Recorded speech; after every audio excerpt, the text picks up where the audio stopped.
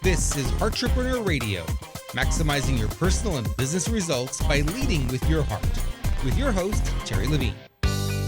Listen every week as Terri tackles the topics that will help you become a successful heart-centered entrepreneur. Be sure to read the blog posts at www.heartrepreneur.com/blog. Come back often and add this show to your favorite RSS feed or subscribe in iTunes. You can also follow Terri on Twitter at MentorTerri and on Facebook.com/Heart-repreneur Terri Levine. And now here's Terri. Welcome back. It's Terri Levine here at Heart-repreneur Radio and Heart-repreneur TV.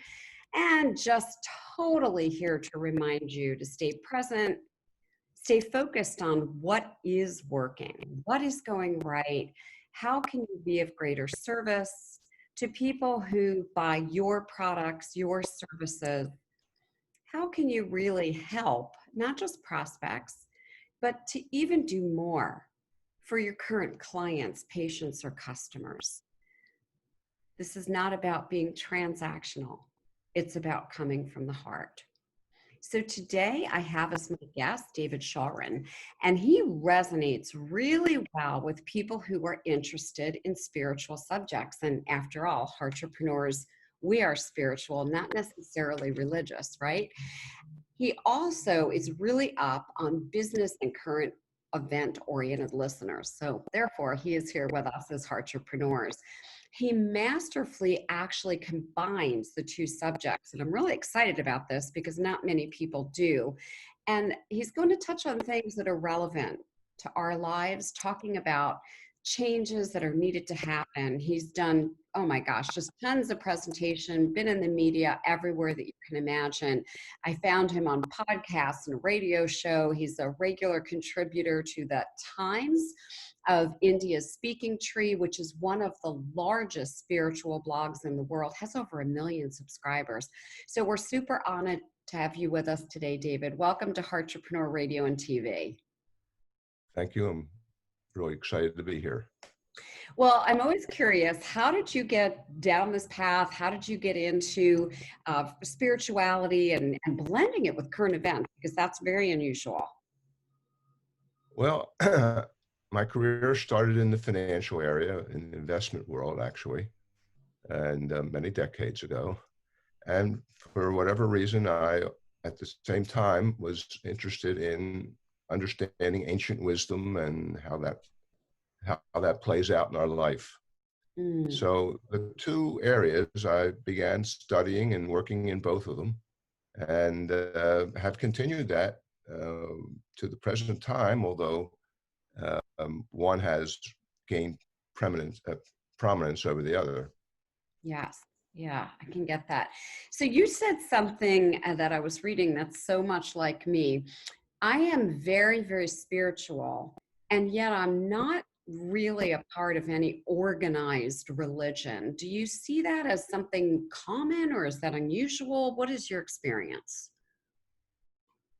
I'm not sure how common it is. It certainly is more common than it used to be. I think people are less oriented towards a religious practice and more towards a spiritual practice than they had been in the past. But what the percentage is, I really don't know. Okay. I'm curious because I've talked to, seems like a lot of people recently that say they're really turning towards spirituality and they're not necessarily doing religious practices that much. I just found that to be interesting. So how does that play out in your life? How does your interest in spirituality play out like day to day in your life? Well, it's a big part of my life, both spiritual practices and making it practical. And anything that's spiritual is practical. If it's not practical, it's not spiritual. So some people don't understand that, but that is really an important aspect or concept. Because life is about, well, let me say this. We are spiritual beings having a physical experience. Right. So many times people emphasize the physical aspect and forget the spiritual, or just bring it in occasionally. But we really have to change that and reorient our values and priorities so that they align with what's reality. I mean, what happens here in the physical is only just a small part of what's going on in this creation, this incredible creation. Mm. And and we get focused on what's here and what we see, and we forget about what we don't see. Mm. So you said something that I really liked. If it's not practical, it's not spiritual. Would you explain that for the listeners and the viewers? Well, the underlying reality is spiritual, and therefore everything that happens um, in our life has some connection to a spiritual principle, to an underlying concept that is spiritual in essence, and therefore anything that is spiritual will be practical, and if it's not practical, then it's not spiritual. Makes sense to me. Makes sense.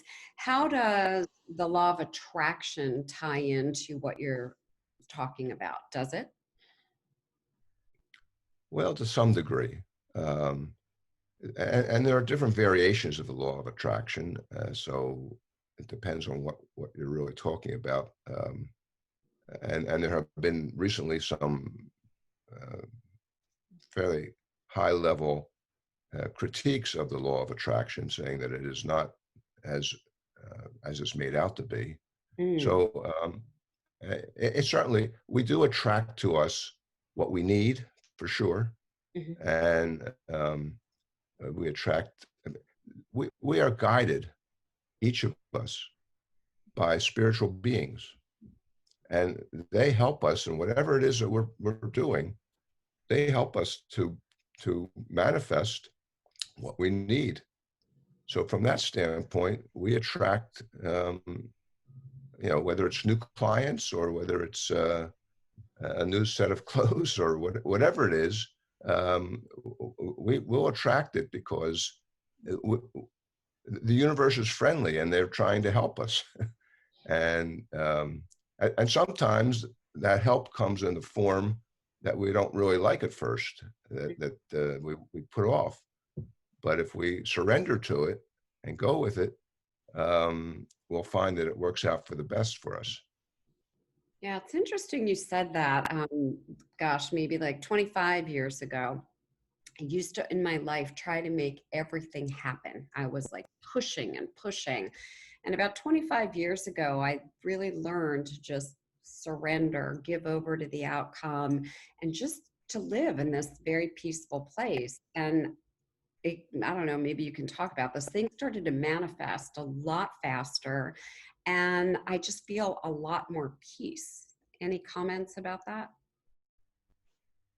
Um, no, certainly when we can get out of the day-to-day chaos, so to speak, Mm. and uh, and meditation is one way of doing that, certainly. Um, and we just sort of we connect with what is greater than our daily activities. And when we do that, a sense of peace will be attracted to us. Mm. I guess that would be how I would look at it. Yeah, I can relate to that. I do definitely feel a lot more peace when I'm just kind of in, I call it in flow, when I'm just accepting whatever Mhm. is happening. So Right. what if one of our listeners or one of our viewers is, I don't know, having stress, struggle, challenges in their business and their personal life? And what if, they're joining us right now thinking, oh, my life is so chaotic. I feel so overwhelmed, so stressed. Do you have any tips for them?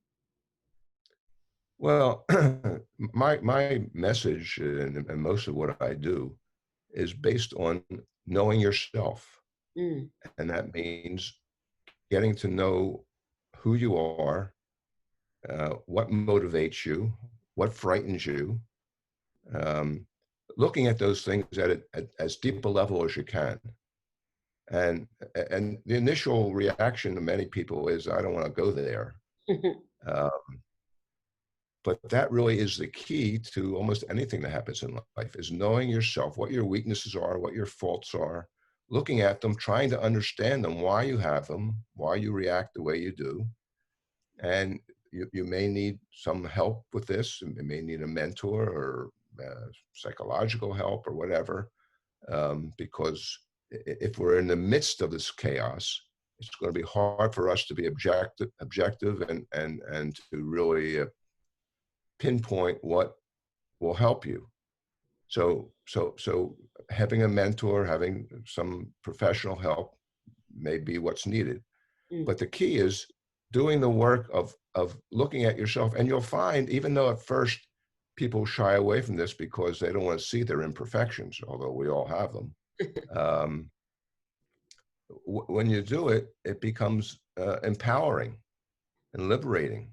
Mhm. And you get a sense of relief. Ah, so now I understand why I do what I do. And that will help you with everything you do in your life. And whether it's in the business field or any other field, knowing yourself is the key, in my view. Beautiful. Beautiful. I love that. And I resonate with that. Let me ask you also, like, who do you typically work with? How do you work with them?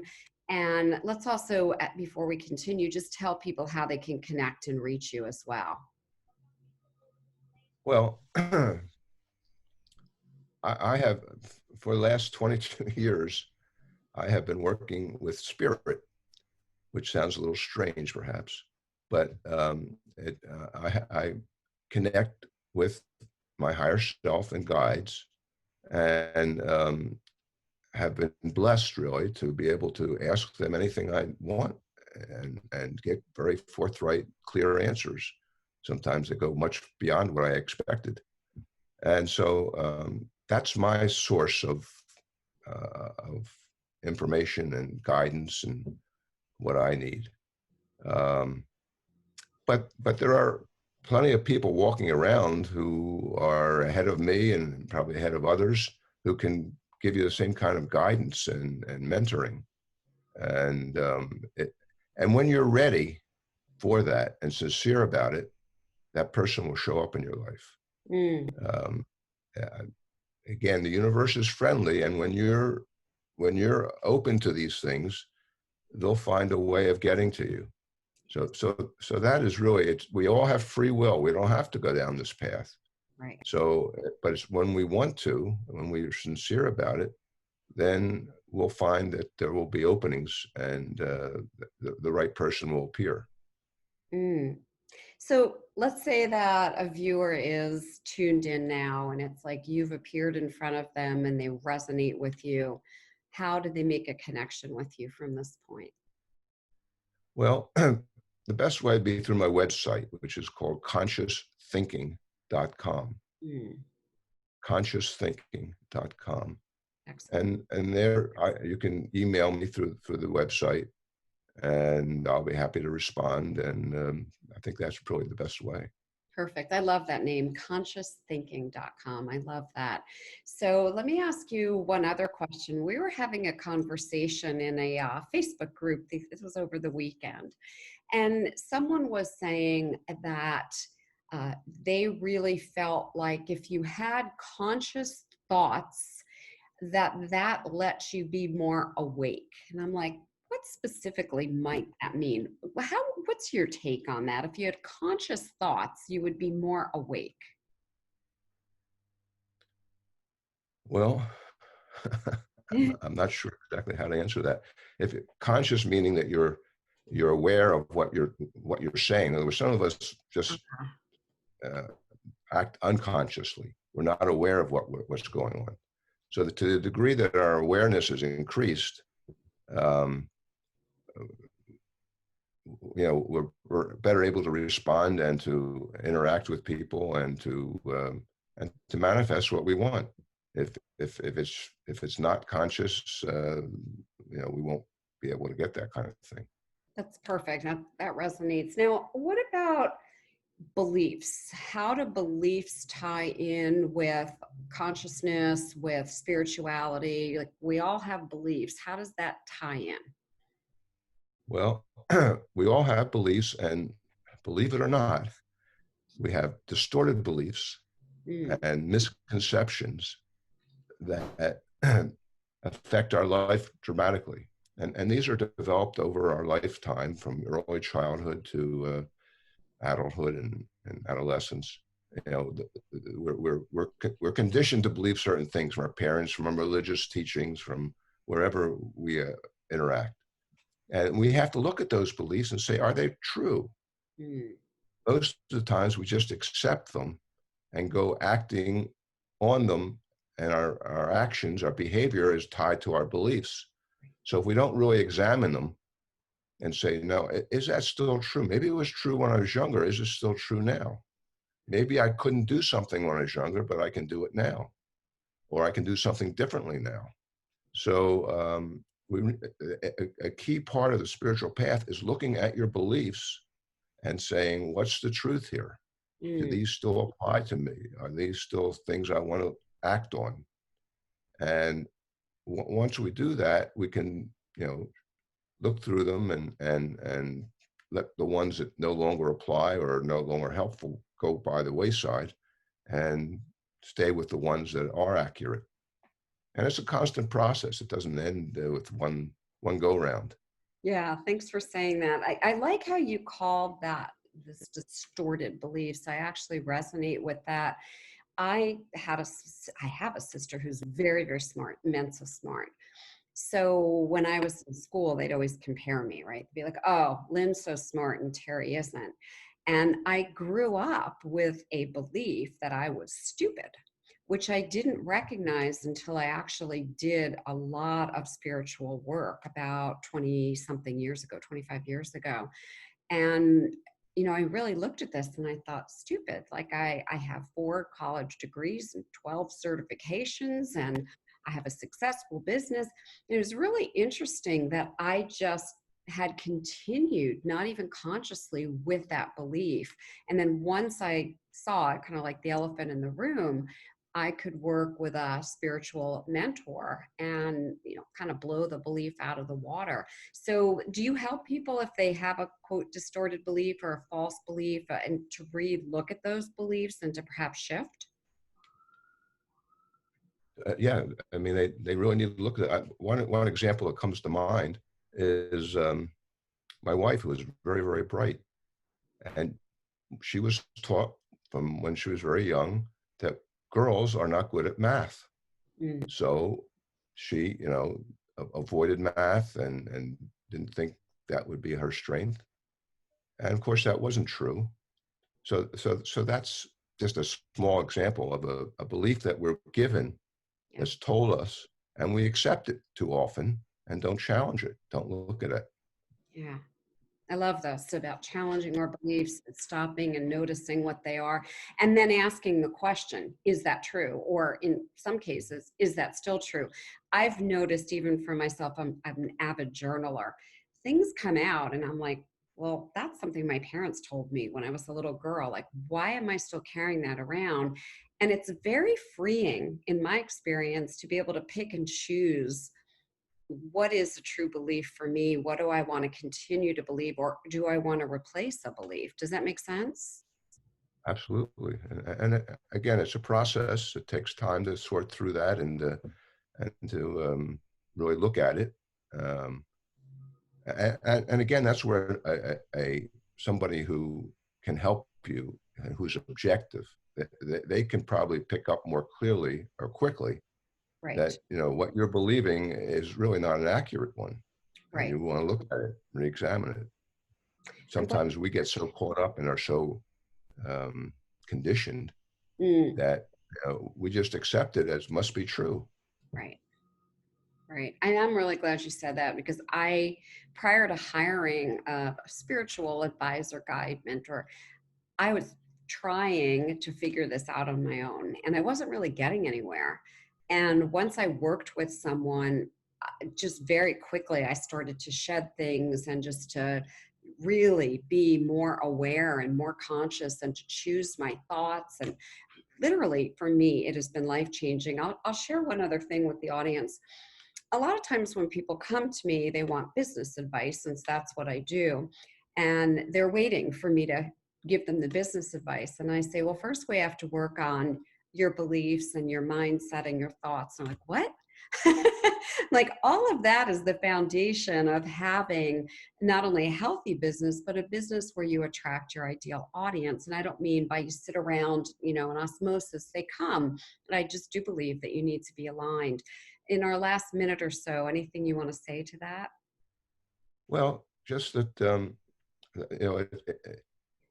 doing this work, understanding yourself, looking at your beliefs is really a first step to whatever you're going to do in life. If it's business or whatever it is, you have to understand this in order to pick the right career and make the right decisions and relate with people in a proper way. So it really is a first step for anything you do in life, is to really look at yourself, understand yourself, and look at your beliefs and pick the ones that you think really are accurate, stay with them, and let the others go aside. And Good. that's really what my latest book is about. Tell us about it. Okay, well, it's called Know Your Soul Brings Joy to Your Life. And it's the book really tells you who you are in very, very clear and graphic way, so that you can better understand your relationship to yourself and to higher realms and to what your task is and what your purpose is and who you are. So it's a good starting point for most people who are at all interested in this area. Where can we get the book? I want to read the book personally. You get the book on Amazon. It's the easiest way to get it. Know Your Soul, Bring Joy to Your Life. And I think most people who have read it find a lot of information in there that they didn't know and that they appreciate. Know Your And it also tells you how to connect to these higher realms, if that's something that interests you. Oh, wow. I'm going to go pick up your book. Know Your Soul, Bring Joy to Your Life. Just the name itself, I got goosebumps, so I know I'm very aligned. And tell people one more time how to reach you. This has been a very valuable interview, David. The best way is through my website, consciousthinking.com, and you can reach me through there, and I'll respond if you have any questions or comments that you would have. Thank you. I have really enjoyed this interview. I think it's so important for our Heart-repreneur family members, for those of you here listening or watching. It's so important that you really get in touch with some way of connecting with your higher self. It's changed my life, and I think David is going to be a perfect guide for many of you. So if you resonated with David, get the book like I am, reach out to him. And then for my listeners, my viewers, if you are not part of our very active and engaged community on Facebook, we share value, we do business together. There's opportunities to do Facebook Lives, train our audience, and we'd really love to have you. It's at Heart-repreneurs with Terri Levine. It's a Facebook group. Again, Heart-repreneurs with Terri Levine. If you're not in there, we invite you to join us. David, we hope you'll join us too, because I can already see how much value that you have. And we thank you again for tuning in here at Heart-repreneur Radio and TV. If you happen to be listening on iTunes, then make sure and give us a great review, give us some 5 stars, and share the show. Heart-repreneurs, pass it forward. Thanks for joining us, and thank you, David. It was a pleasure having you. Thank you very much for the invite. I appreciate it. Welcome. You've been listening to Heart-repreneur Radio, maximizing your personal and business results by leading with your heart, with your host, Terri Levine. This show is produced every week for your enjoyment and education. To make sure you never miss a single show, add us to your favorite RSS feed or subscribe in iTunes. You can also read Terri's latest blog posts at www.heartrepreneur.com/blog. Or follow Terri on Twitter at MentorTerri and on Facebook.com/Heart-repreneur Terri Levine. Your questions and comments are always welcome and appreciated. Send them to Terri on either Facebook or Twitter. Thank you for listening.